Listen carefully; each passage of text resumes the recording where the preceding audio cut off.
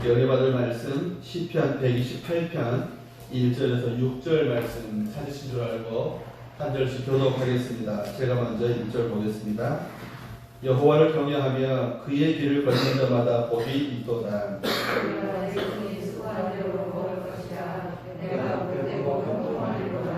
내 집 안방에 있는 내 아내는 결실한 뼈나무 같으며 내 식탁에 둘러앉은 자식들은 어린 감람나무 같으리로다.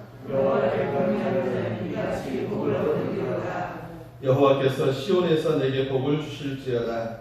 나는 평생에 예루살렘의 번영을 보며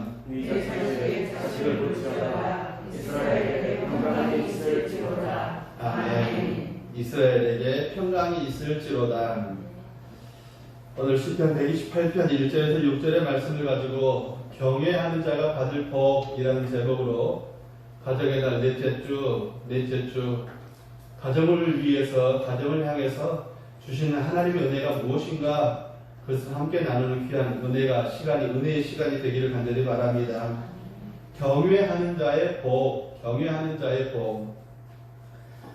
말씀을 읽다가 또 설교를 준비하다가 또 지난주 중에 또 큐티를 하다가 이런 문장이 제 마음속에 갑자기 은혜가 되었습니다. 그 말은 무슨 말이냐면 신학교에서 처음으로 히브리어를 배우고 히브리어를 배우면서 교수님께서 하시던 말씀이에요. 자칼을 기억해라. 자칼. 근데 그때 자칼이 무슨 말이냐면 제 생각 속에는 자칼? 암살자인데 영화를 봤던 기억이 있었어요. 자칼이라는 암살자가 있었습니다. 저만 기억하는 거예요. 근데 그 기억이 얼마나 기억에 남는지 지금도 기억이 있다는 거예요. 자칼. 그런데 성경을 보다가 큐티를 하다가 묵상을 하다가 이 하나님을 기억한다 이 자칼이라는 말이 또 생각이 났습니다. 그래서 자칼이 뭔가 좀 더 중학교 때 배웠던 수업 시간에 그냥 훑고 지나가던 그것이 아니라 자칼이 뭔가라고 생각하면서 좀 사전을 뒤져봤더니 이런 말입니다. 자칼, 기념하다, 기억하다라는 말이에요. 기념하다, 기억하다. 그러니까 뭐 추모비, 전쟁 초전비 이건 자칼이에요. 이게 모든 게 자칼입니다. 그런데 이 히브리어의 자칼임도 무슨 의미가 있냐면 그것을 그냥 기억하고 기념하고 끝내는 것이 아니라 기념하는 거예요. 다시 체험하는 것. 다시 체험이 되어지는 것.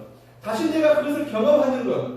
어떤 전쟁의 상황에서 승리했던 그 경험들이 내가 또다시 내 삶에서 그것이 체험이 되는 것. 그래서 두 번째 의미는 무엇이냐면 그 의미를 되새긴다라는 말이에요. 이런 말이에요. 그래서 단어의 조합이 이렇게 되었어요. 자칼하면 바락한다. 한번 따라해 봅시다. 자칼하면 바락한다. 시작. 자칼하면 바락한다. 뭔 말인지 모르지만 좋은 말 같죠? 좋은 말입니다. 하나님을 기억하면 복이 있다. 자칼하면 바라크한다. 바라크가 복이거든요. 하나님이 계획하시고 하나님이 디자인하시고 하나님이 설계하신 복, 원초적인 복이에요. 가정에 주신 복, 교회에 주신 복, 성도들에게 주신 복, 공동체로 하나님의 은혜를 향해 나가기를 원하는 모든 신령들에게 주신 복, 이것이 바로 바라크예요. 자칼하면 바라크한다. 써놓고 가운 삼으시기를 바랍니다.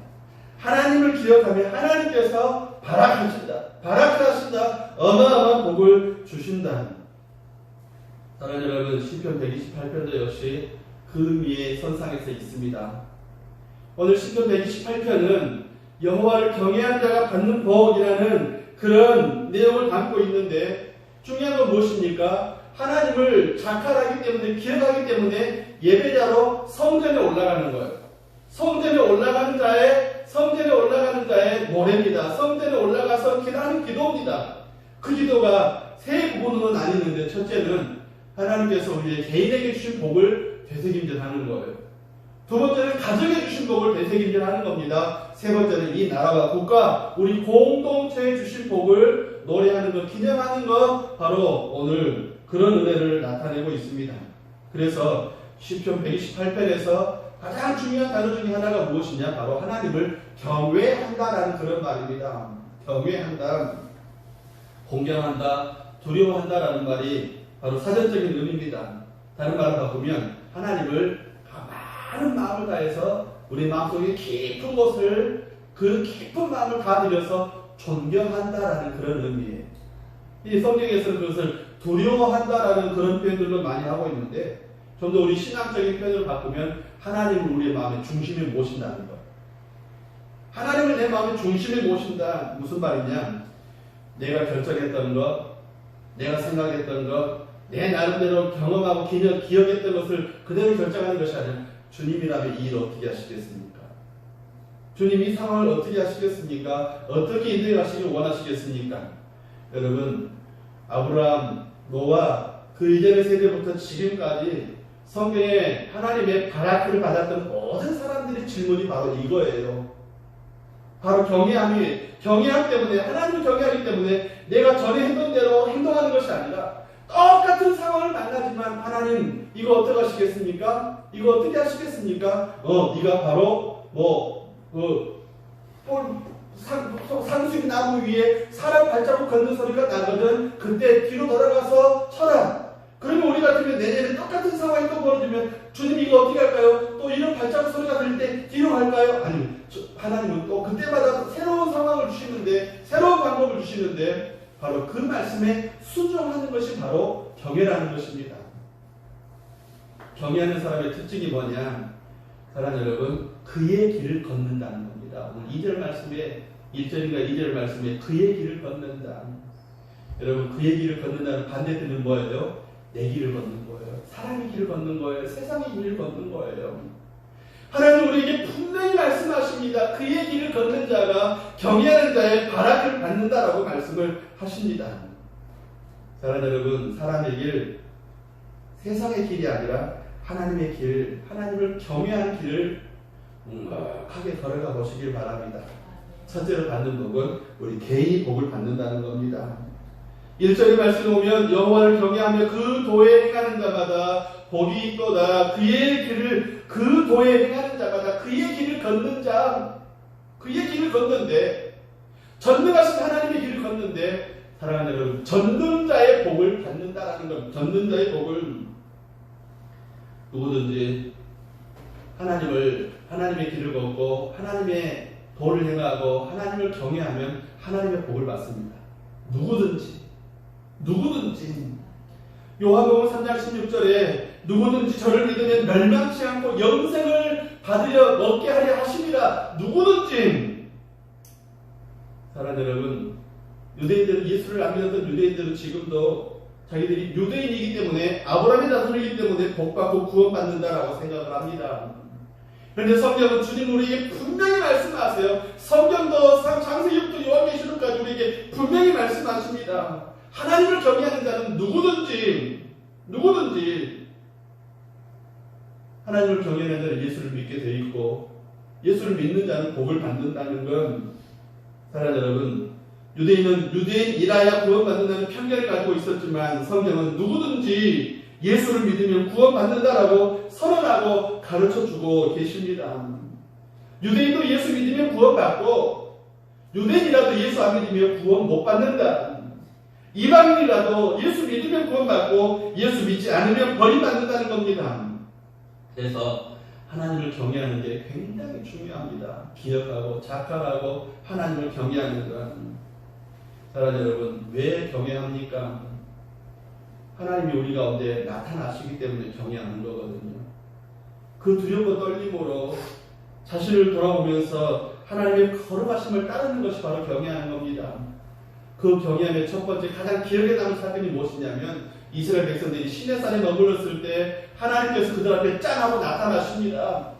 모세를 시내산으로 몇 번 오르락내리락 하게 하십니다. 너 가까이 와라. 그리고 내려가서 네 백성들을 준비시켜라. 그리고 또 올라올 때 네 백성들을 이 시내산에 진을 치게 두르게 하고 절들이 시내산에 들어오지 못하게 하라. 진을 치라 하는 말씀하시면서 계속 오르락내리락 하시면서 하나님을 경외하게 하십니다.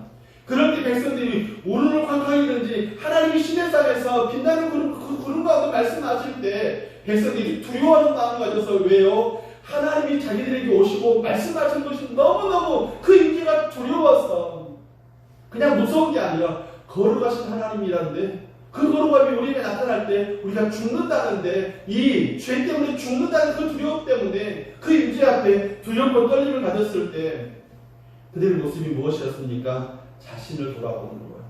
내 죄를 돌아보고 내 연약함을 돌아보고 하나님에게서 얼마나 떠나 있는지를 돌아보고 그때로부터 방향을 바꿔서 이제는 경외한다는 것은 하나님의 거룩하심을 따르는 방향으로 나아가는 거예요. 사랑하는 여러분, 그래서 섬기고 그래서 받들고 그래서 경배하는 겁니다. 세상 사람들이 이것을 몰라서 기독교는 예수만 다냐, 기독교는 하나님은 다냐, 기독교는 성령이 다냐, 독재 아니냐라고 말을 하지만 그 독재와는 상황이 다른 겁니다. 독재는 자기의 유익을 위해서 자기 가족들 몇몇 사람의 특권을 위해서 누리는 그런 것들이었지만 하나님은 우리를 너무너무 사랑하셔서 우리에게 은혜 주시기 위해서 우리를 사랑하시기 위해서 우리에게 그 놀라운 십자가로 우리에게 행하시는 그 은혜를 주시기 위해서 구약에 그토록 하나님이 모든 계획들을 이루어오셨고 십자가로 절정을 이루셨고 이제는 우리에게 그 십자가에 못 박히신 십자가의 도이신 예수 그리스도를 바라보게 하시는 은혜로 우리를 경외함으로 인도해 오신다는 겁니다. 바로왕은 이집트에 가면은 사막에 거대한 피라미드들이 새겨져 있거든요. 세워져 있거든요. 스핑크스가 세워져 있고 오벨리스크가 세워져 있고 자기들이 또 유적들이라고 세워놨는데 그 유적들의 흔적이 뭐냐? 여러분 다 독재입니다. 그런데 그 독재들은 흔적만 남아있고 영광은 온데간데 없고 권력도 다 사라져버렸습니다. 사랑하는 여러분, 하나님의 길을 걷는 그의 길을 걷는 것과 반대편에 사람의 길을 걷고 세상의 길을 걷는다는 건 이렇게 표현을 드릴 수가 있겠습니다. 사울왕이 있고 다윗왕이 있습니다. 그들의 공통점은 둘 다 서민 출신이에요. 특별한 게 없습니다. 왕통이 아닙니다. 특징은 뭐냐? 사울은 사람 중심으로 세워졌다면 다윗은 하나님이 세우셨습니다. 하나님이 세우셨어요. 특징은 뭐냐? 사울은 죄 지었을 때 하나님이 나타나셨을 때 사울아 너 왜 그랬어? 할 때 변명하고 핑계하고 자기를 숨겼습니다. 다윗은요 가늠했고 사람도 죽였고 실수와 실패도 참 많이 있었지만 그때마다 어떻게 했느냐? 어긋났던 방향들을 하나님께로 돌이켰어요. 이게 회개고 이게 경외함이거든요. 사랑하는 여러분, 예수 믿는 우리들도 역시 마찬가지입니다. 우리가 사울과 같은 태도를 갖고 있다면 핑계하고 저주하고 이렇저렇게 자기를 피하는 그런 모습으로 나타나겠지만 예수 믿는 우리의 특징은 뭐냐면 용서하실 걸 믿기 때문에 하나님의 긍휼하심을 믿기 때문에 우리를 넉넉히 용서하실 걸 믿기 때문에 저가 무슨 죄를 짓고 어떤 상황에 빠져 있다 할지라도 하나님을 벗어나기 위해서 회개하고 돌이켜 하나님을 향한 방향으로 우리의 길을 돌이키면 저는 미쁘시고 의로우사 우리의 모든 죄악들을 등 뒤에 던져버리신다라고 말씀하시는 겁니다. 사랑하는 여러분, 이게 경외함의 특징이에요. 경외함의 특징입니다. 하나님을 경외하기 때문에 회개하고 하나님께로 돌아서는 것.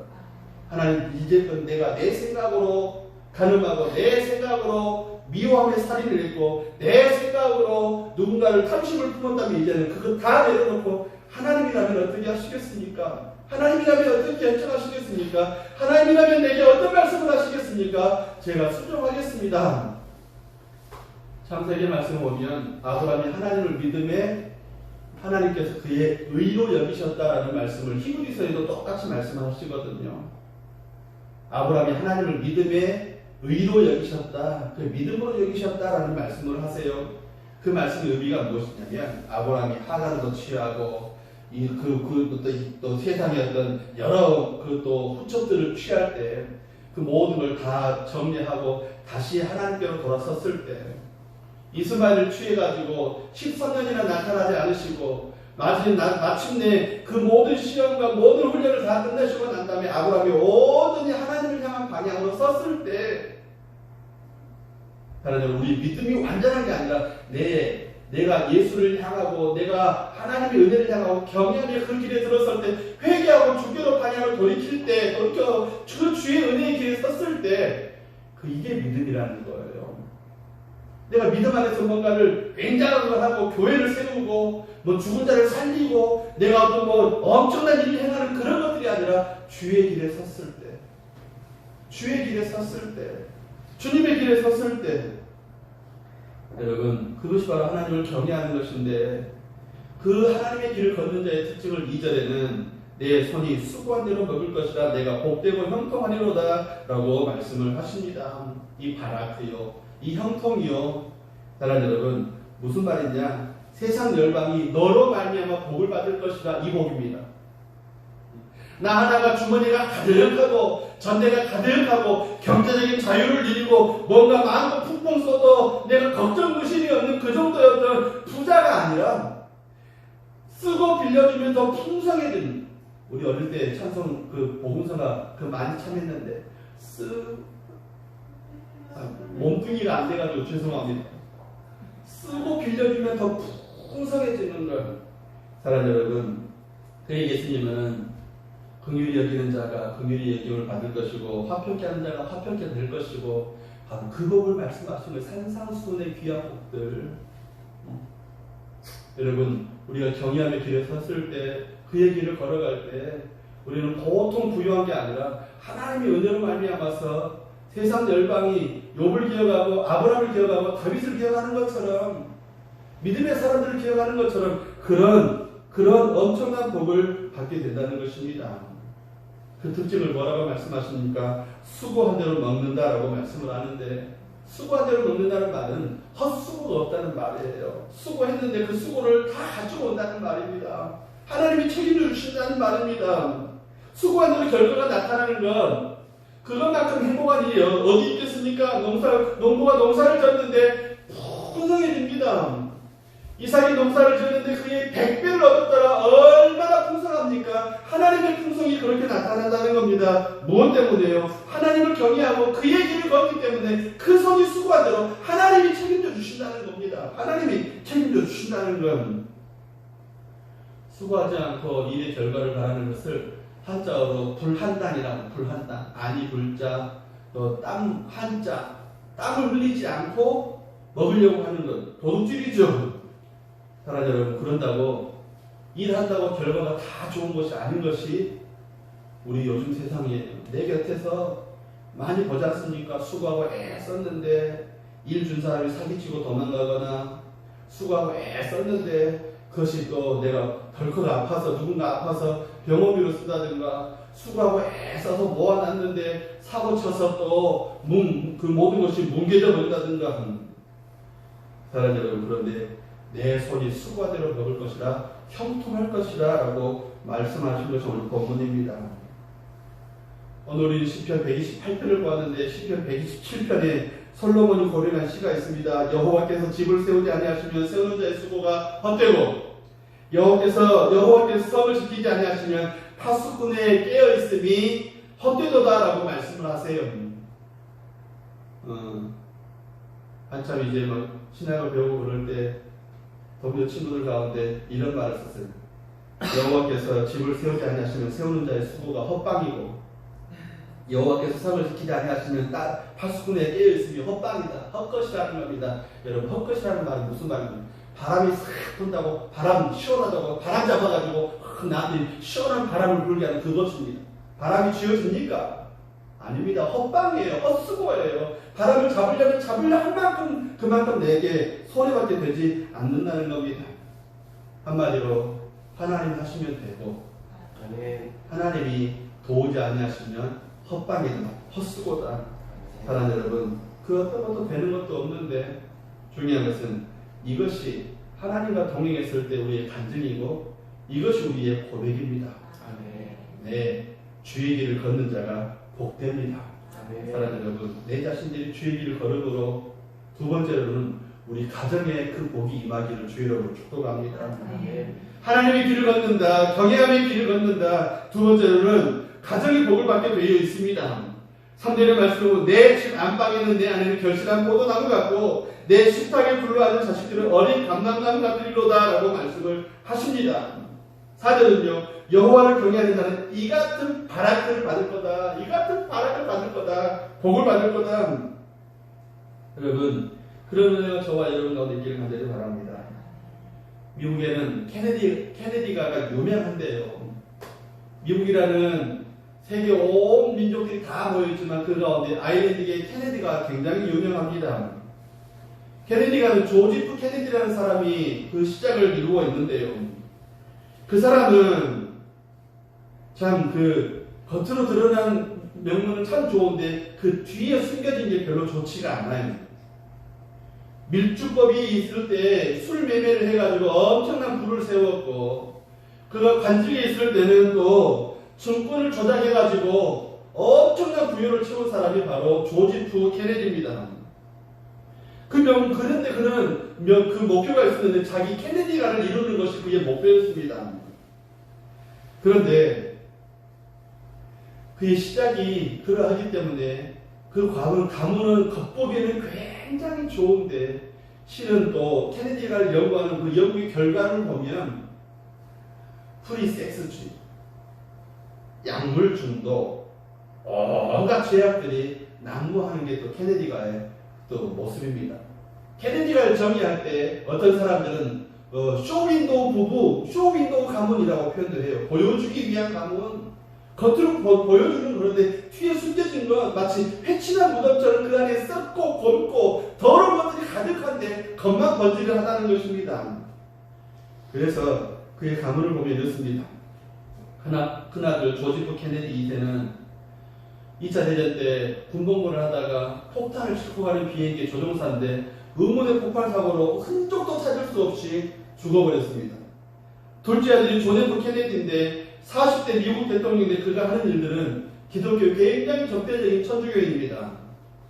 공립학교에 10계명을 없애버렸고 공립학교 아침 조회나 학교 끝나는 시간에 기도하면서 선생님들이 모든 걸 끝마쳤는데 종교는 자유다 하면서 그 모든 것들을 다 없애버렸습니다.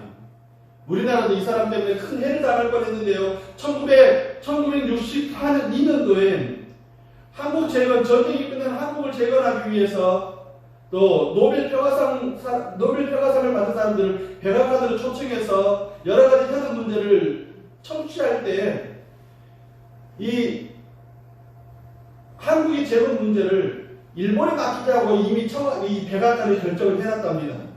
그런데 당시 노벨 문학상 수상자가 펄벅이라는 여사인데 중국에서 오래 생활하면서 아시아권 문화가 무엇인지를 아는 사람. 그래서 한국과 중국과 일본의 관계가 어떤지를 아는. 그래서 그가 케네디를 단독 면담해가지고 결코 그렇게 맡겨두면 한국이라는 민족은 일본 때문에 영원한 속국이 되고 맙니다. 그 민족은 다른 민족입니다. 설득을 해서 그 결정이 바뀌었습니다. 한 여자 때문에.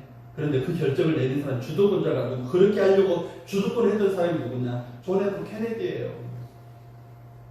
그가 어떤 일을 당했는지 알고 있지요. 암살을 당했습니다. 셋째 날 로버트 케네디도 역시 암살을 당했습니다. 존 F 케네디의 큰아들, 그는 자기가 운전하던 비행기를 타고 온 가족들이 가다가 추락해서 다 죽고 말았습니다. 자식들이 줄줄이 침몰당하고 또 비극을 지켜본 그 아버지 케네디, 조지 F 케네디가 남긴 말은 술 팔아 남의 가정 파괴시킨 죄값으로 이렇게 되어가는구나. 술 팔아서 남의 가정 파괴시킨 것 때문에 야망과 사랑, 권력과 부, 명성과 섹스, 약물 중독, 정신병 사고, 케네디가의 중요한 화두들입니다. 사랑하는 여러분, 이 말이 홍사가들의 평가인데 무엇이 성공입니까? 어떻게 사는 것이 행복입니까? 여러분들에게 묻고 싶습니다. 여러분들의 행복은 무엇입니까? 사람들에게 누가 행복하기를 원하십니까? 하면 모든 사람들은 다 행복하기를 원한다고 대답을 할 겁니다. 그런데 행복이 뭡니까? 라고 물어보면 어떤 사람은 돈, 어떤 사람은 권력, 어떤 사람은 많은 학식, 어떤 사람은 가정의 평화, 다 다 대답을 하지 못하고 다 대답이 다르고 어떤 사람은 행복이 무엇이냐고 물어보면 행복하기를 원하는데 행복이 무엇이냐고 물어보면 행복에 대한 대답을 선뜻 하지 못하는 경우들이 많습니다. 각자 주관적이에요.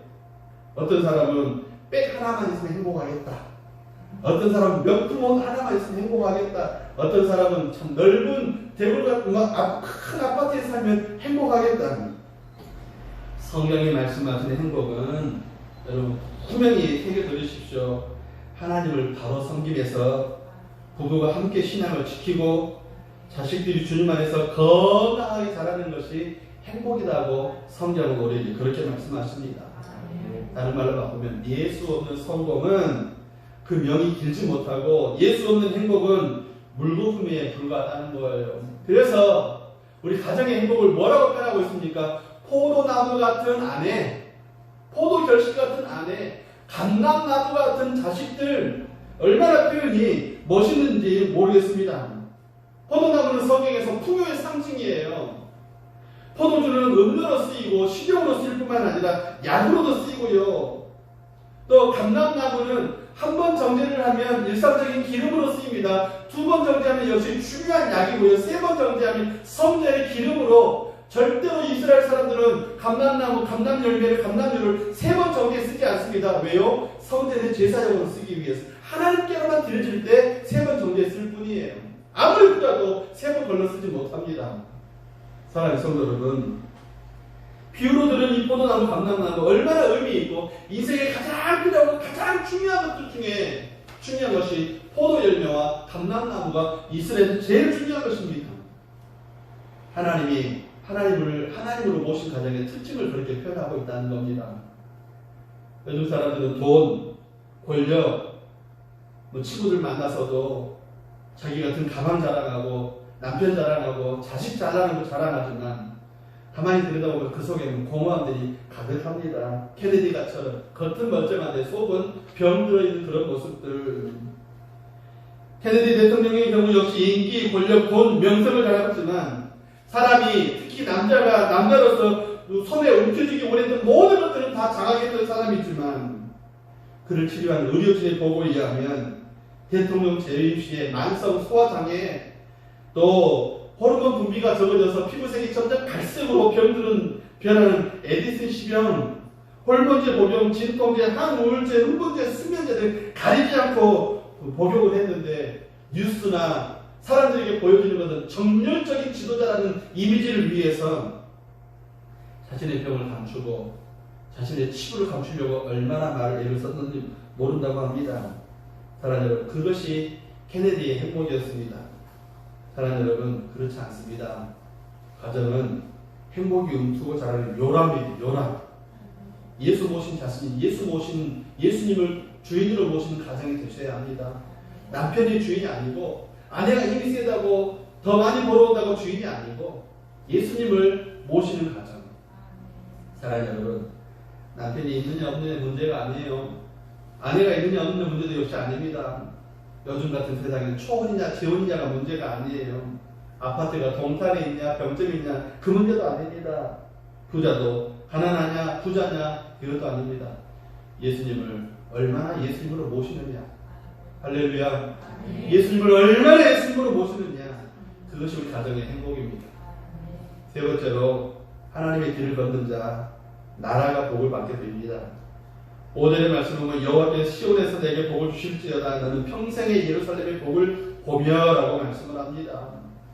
성경에서는 이스라엘을 표현하는 하나님께서 기뻐서 표현하시고 또 기쁨을 주었는데도 반응이 시원찮은 그런 반응을 보일 때만 하나님은 이스라엘 별명으로 부르실 때가 참 많이 계셔요. 오늘 시온도 그렇고 예루살렘도 그렇고요. 또 구약 창세기 끝자락에 보면 여수르나라고 표현하는 그런 모습도 봅니다. 하나님이 기뻐서 부르시는 하나님의 그 백성들의 별칭이에요.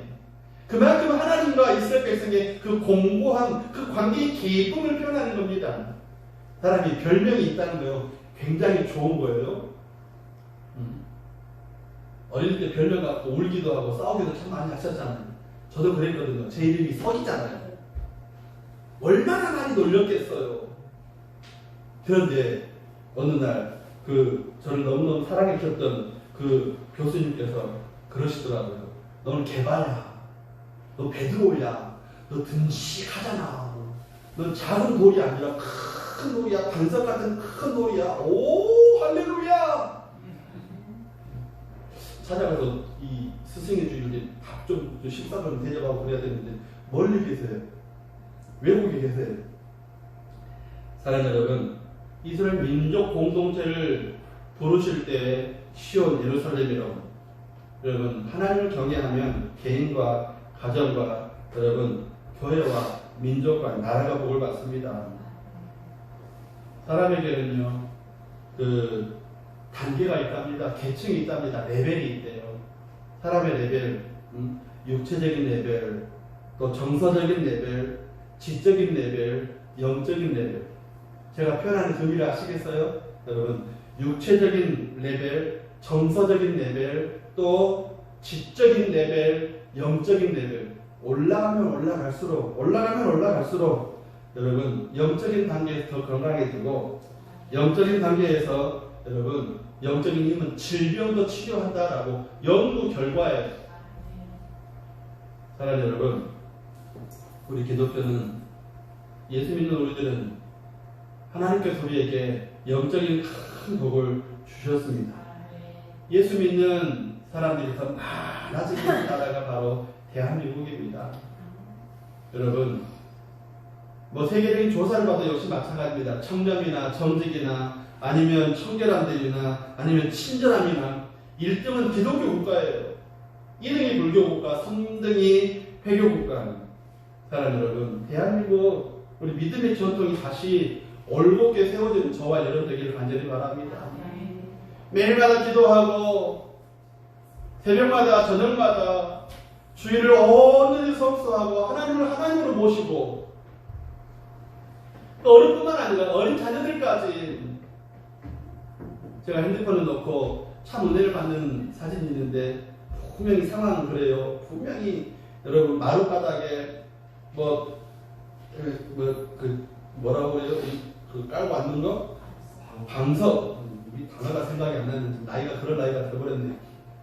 방석 깔고 앉는 이 방석도 도톰한 고급 방석이 아니라 그냥 방석이에요. 그냥 방석에 어떤 젊은 여인이 등에 애 업고, 애 하나는 또 옆에 또 붓도 또 그 기대고 서 있고, 혼자서 그렇게 또 열심히 기도하는 그림이 제 핸드폰에 들어 있습니다. 주일을 성수하는 그 모습이요. 어찌하든지 우리는 가난하지만 우리 자녀들은 하나님 은혜 앞에서 세워지기 위해서 기도하고 애쓰던 우리 정돈대 원사님이나 이런 분들이 우리 교회 안에서 지금 계시잖아요.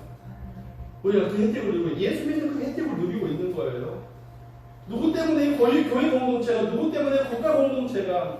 그런데 실업자는 정치인들이 기독교를 폄하하고, 또 실업자는 어떤 전문가들, 비기독교 학자들이, 그 기독교를 잘 모르는 학자들이 기독교를 폄하하고 비난하고 있는데, 거기다가 동성애자들이, 동성애자들 겉으로 표현되는 게 없잖아요. 그런데 대부분 그 세력이 동조해서 같이 박수 쳐주고, 같이 또 거기다 돈을 내주고, 거기다가 그를 효율적으로 그 모든 일을 행하는 동성애 클럽들이 이 나라를 하나님 없는 국가로, 비기독교 국가로 만들어 가려고 하고 있다는 사실이에요.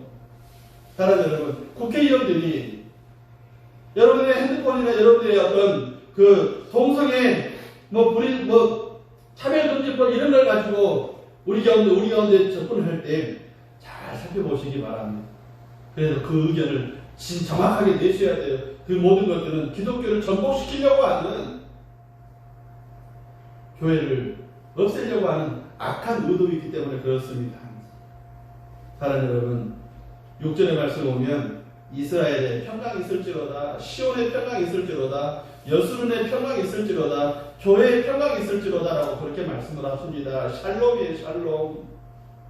하나님이 우리에게 주시기 원하시는 건 바라크를 통해서 샬롬이 우리 가운데 있기를 원하세요.